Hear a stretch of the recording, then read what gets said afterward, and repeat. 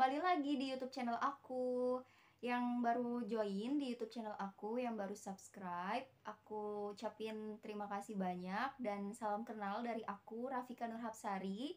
Di video aku kali ini, aku mau melanjutkan video yang kemarin tentang perkuliahan di jurusan biologi murni. Nah, kali ini aku mau bahas ada mata kuliah apa aja sih yang dipelajari di jurusan biologi murni. Aku ucapin selamat bergabung buat teman-teman yang tahun ini masuk kuliah di jurusan biologi murni. Selamat menjalankan perkuliahannya, tetap enjoy, tetap semangat meskipun dilaksanainnya secara daring atau online ya. Aku harap video ini bisa bermanfaat buat teman-teman yang nonton, khususnya untuk teman-teman yang baru masuk perkuliahan di jurusan biologi ya. Semoga dengan adanya video ini bisa jadi tambahan informasi buat teman-teman ataupun gambaran mengenai perkuliahan di jurusan biologi murni ya. Jadi kalau misalkan teman-teman masih penasaran, kira-kira jurusan biologi murni itu belajarnya apa aja sih? Ada mata kuliah apa aja? Terus untuk di semester 1 tuh kira-kira gimana gitu kan? Oke, langsung aja. Jadi kali ini aku mau bahas mata kuliah yang dipelajari di jurusan biologi murni semester 1. Oke teman-teman, jadi gini, pada prinsipnya kalau menurut aku nih ya, sepengetahuan aku, rata-rata tuh semua jurusan di universitas manapun, kalau baru masuk semester 1 tuh biasanya mata kuliahnya masih mata kuliah umum ya, maksudnya masih tetap ada pelajaran bahasa Inggris atau kayak bahasa Indonesia, Pancasila gitu kan, agama. Nah, karena aku di UIN, jadi aku ada mata kuliah di semester 1 itu ada kiroah ya, terus praktikum ibadah, terus ada mata kuliah kimianya, biologi dasarnya, kimia dasar gitu ya. Ada matematika dasar juga. Jadi kalau baru masuk semester 1 tuh masih umum gitu, belum spesifik ke mata kuliah yang menjurus ke biologi banget gitu ya. Nah, selanjutnya sistem atau apa ya bisa dibilangnya kayak pemilihan ketua kelas ya. Kalau waktu SMA kan ada yang namanya pemilihan ketua kelas gitu ya. Mirip sih waktu di perkuliahan juga ada ketua kelasnya gitu ya. Kemudian ada juga pembagian PJ-PJ-nya untuk setiap masing-masing mata kuliahnya gitu. Jadi waktu aku semester 1 kemarin tuh misalkan ada mata kuliah biologi dasar. Nah, biologi dasar ini ada biologi dasar yang teorinya dan ada praktikum biologi dasar. Nah, itu ada PJ-nya masing-masing. Kemudian untuk mata kuliah Pancasila itu juga ada PJ-nya. Jadi kalau misalkan PJ tuh di sini tugasnya untuk kayak koordinir atau apa sih ya? Sebagai penghubung antara mahasiswa dengan dosennya, untuk ngehubungin dosennya, misalkan ada tugas ya lewat PJ-nya, ngumpulin tugas lewat PJ-nya, misalkan gitu ya. Terus ada mata kuliah matematika dasar juga ada PJ-nya. Jadi masing-masing mata kuliah itu ada PJ-nya. Kemudian kalau waktu SMA itu ada yang namanya wali kelas. Tapi kalau di kuliahan itu mungkin ada dosen wali ya atau dosen pembimbing akademik gitu ya. Ya mirip-mirip kayak itulah kayak wali kelas waktu SMA atau SMP gitu kan. Biasanya kalau baru semester 1 itu praktikum-praktikumnya tuh masih belum banyak gitu ya, masih paling cuma satu atau dua praktikum. Jadi selebihnya itu masih mata kuliah yang umum yang waktu SMA pernah dipelajarin dan jatuhnya tuh kalau semester 1 tuh lebih ke mengulang kembali materi yang pernah dipelajari waktu SMA. Mungkin ada beberapa mata kuliah yang beda dari SMA gitu ya, tapi belum terlalu dalam gitu pembahasannya. Nah, aku langsung aja mulai ke mata kuliah yang pertama. Jadi waktu aku semester 1 biologi tuh aku belajarin mata kuliah apa. Nah, jadi di sini aku udah siapin buku-buku atau modul atau laporan. Jadi waktu semester 1 itu aku belajar ada mata kuliah biologi dasar. Nah, biologi dasar ini ada teorinya dan ada juga praktikumnya. Biasanya nanti sistemnya tuh kita kalau kalau teori gitu ya, kalau teori itu ada dua dosen yang mengajar. Jadi semester 1 ini dari awal masuk sampai ke UTS itu dosen pertama gitu. Terus setelah UTS sampai UAS itu nanti ada dosen kedua gitu ya, kalau di jurusan aku. Jadi ada 2 dosen yang mengajar yang kalau untuk UAS atau UTS di teori, di mata kuliah teori itu tergantung dosennya. Ada yang sistem UAS atau UTS-nya ngerjain soal kayak waktu SMA dulu, atau ada juga yang dosennya minta kita buat makalah, kita buat paper gitu. Terus nanti dikumpulin itu sebagai pengganti UTS atau UAS gitu ya. Jadi masing-masing dosen beda-beda. Terus kalau praktikumnya, praktikum biologi dasar itu biasanya kita dikasih kayak format untuk pembuatan laporannya gitu. Jadi kalau praktikum itu biasanya sebelum masuk diadain kuis. Jadi sebelum masuk tuh kita harus benar-benar tahu dulu hari itu kita tuh mau belajar apa aja yang akan kita siapin, alat bahannya apa yang digunain gitu ya.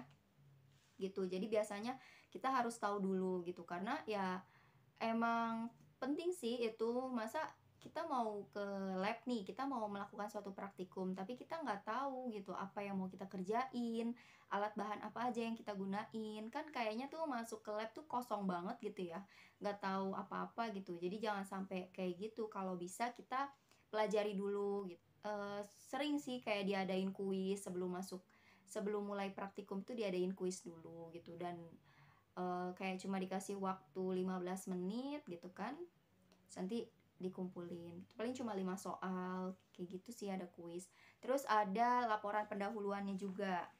Jadi kalau aku waktu itu suruh bikin logbook gini. Jadi setiap mau praktikum tuh kita kayak ditulis dulu gitu, praktikum 1 hari, tanggal, dosen, asisten praktikumnya siapa, terus judul praktikumnya apa, tujuan, alat bahan, cara kerjanya kita jelasin gitu kan. Atau ada yang pakai diagram seperti ini, jadi pakai gambar-gambar kayak gini tuh ya. Nah ini harus banget, jadi pas mau masuk ke lab biasanya nanti asistennya itu bakal minta kita untuk mengumpulkan logbook praktikum hari itu gitu kan. Terus setelah dikumpulin logbooknya kita diminta duduk berjarak, terus dikasih soal kuis kayak gitu-gitulah. Nah untuk laporan sendiri, laporan praktikumnya itu kayaknya sih beda-beda ya setiap kampus ya. Cuma kalau di tempat aku ada aturannya gini. Jadi kayak misalkan gini.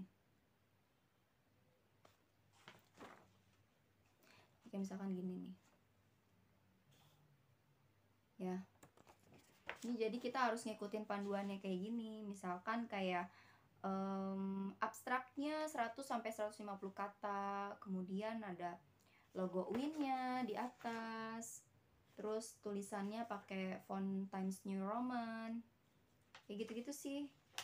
Spasinya 1,5. Terus kalau di hasil dan pembahasan ada gambar gini tuh biasanya harus kayak ditunjuk-tunjuk gitu, yang jelas gitu, dikasih keterangannya tuh apa aja gitu. Nah untuk yang praktikum biologi dasar di bab pertamanya ini biasanya kayak masih pengenalan tentang cara penggunaan mikroskop gitu sih ya. Nah iya, biasanya bab pertama itu tentang mikroskop dan pengamatan selnya. Jadi nanti kita akan ada modulnya juga, modul praktikumnya.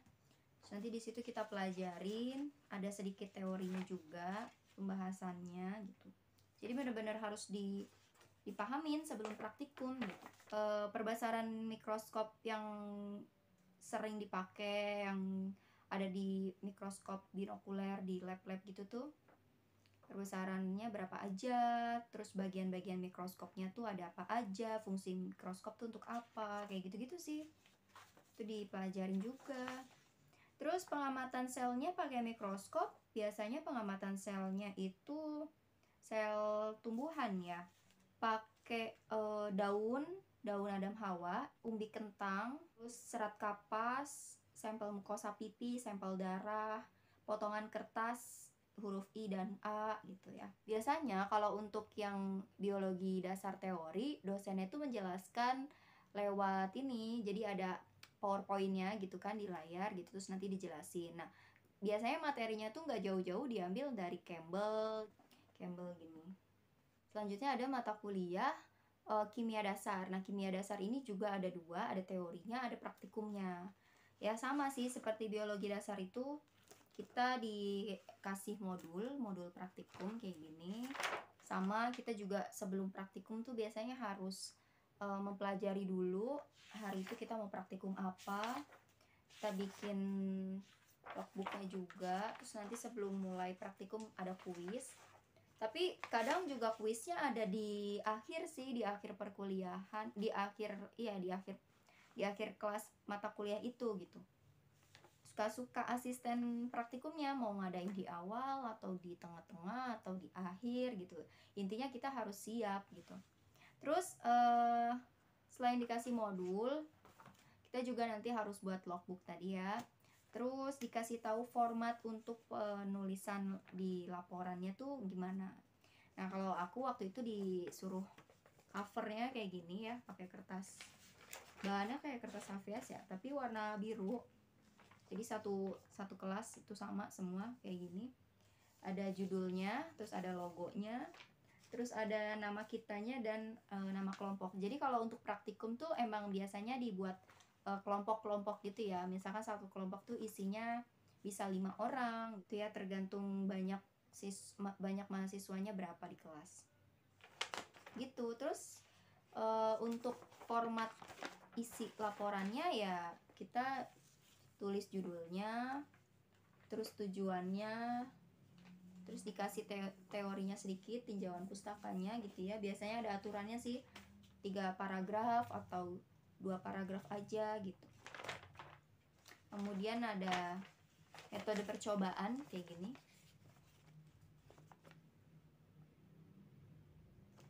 Ya. Ada metode percobaan, alat bahan biasa lah ya, cara kerja gitu. Dan ini harus dibuat kayak diagram alir gini. Terus hasil dan pembahasan deh gitu. Gitu sih. Dan satu bab satu laporan. Jadi ya banyak gitu. Kalau praktikumnya dalam satu semester itu ada berapa? Ada 11 misalkan. Ya berarti ada 11 kayak gini. Ya. Tuh. Ya. Gitu. Kalau praktikum biasanya dosennya nggak ini ya. Nggak ganti-gantian gitu. Jadi dari awal sampai UTS sampai UAS itu sama gitu dosennya. Dan ada 2 dosen yang ngajar gitu ya, ada 2 dosen pengampu di praktikum. Nah, oke teman-teman, jadi mungkin itu aja yang bisa aku sharing ke teman-teman terkait tentang mata kuliah yang ada di jurusan biologi murni semester 1. Semoga apa yang aku sampaikan bisa bermanfaat, bisa jadi tambahan informasi buat teman-teman yang lagi masuk di semester 1 jurusan biologi murni ini. Tetap semangat, tetap jaga kesehatan. Sampai jumpa di video aku selanjutnya. Terima kasih buat yang udah nonton ya. Sampai jumpa. Assalamualaikum.